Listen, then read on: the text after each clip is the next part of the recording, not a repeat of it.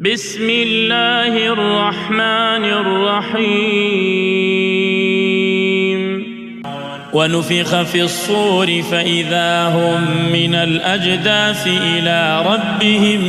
ينسلون قالوا يا ويلنا من بعثنا من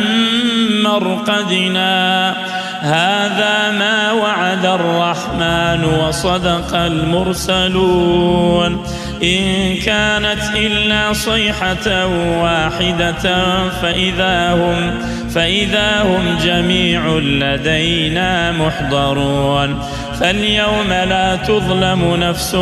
شيئا ولا تجزون إلا ما كنتم تعملون إن أصحاب الجنة اليوم في شغل فاكهون هم وأزواجهم في ظلال على الأرائك متكئون لهم فيها فاكهة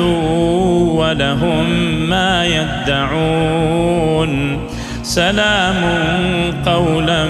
من رب رحيم وامتازوا اليوم أيها المجرمون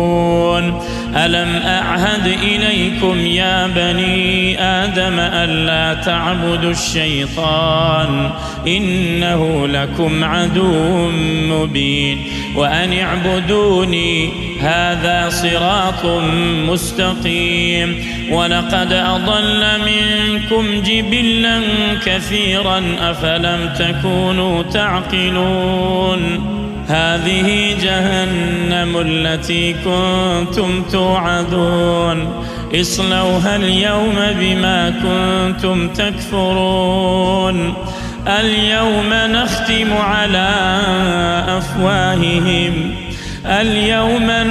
على أفواههم وتكلمنا أيديهم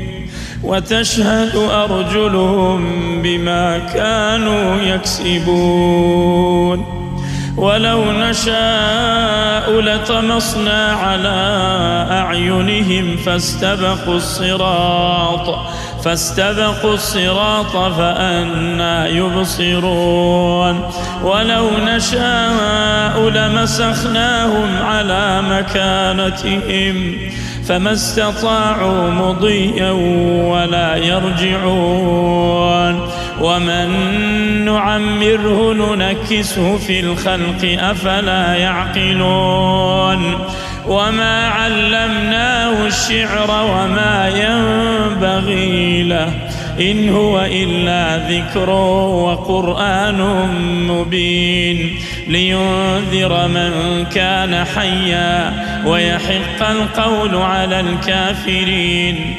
أولم يروا أنا خلقنا لهم مما عملت أيدينا أنعاما فهم لها مالكون وذللناها لهم فمنها ركوبهم ومنها يأكلون ولهم فيها منافع ومشارب أفلا يشكرون واتخذوا من دون الله آلهة لعلهم ينصرون لا يستطيعون نصرهم وهم لهم جند محضرون فلا يحزنك قولهم إنا نعلم ما يسرون وما يعلنون أولم ير الإنسان أنا خلقناه من نطفة فإذا هو خصيم مبين وضرب لنا مثلا ونسي خلقه قال من يحيي العظام وهي رميم قل يحييها الذي أنشأها أول مرة وهو بكل خلق عليم الذي جعل لكم من الشجر الأخضر نارا فإذا أنتم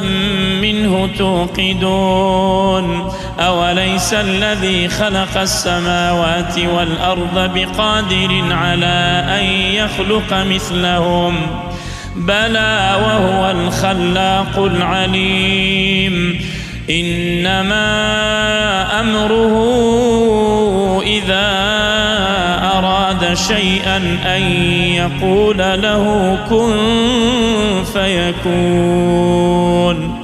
فسبحان الذي بيده ملكوت كل شيء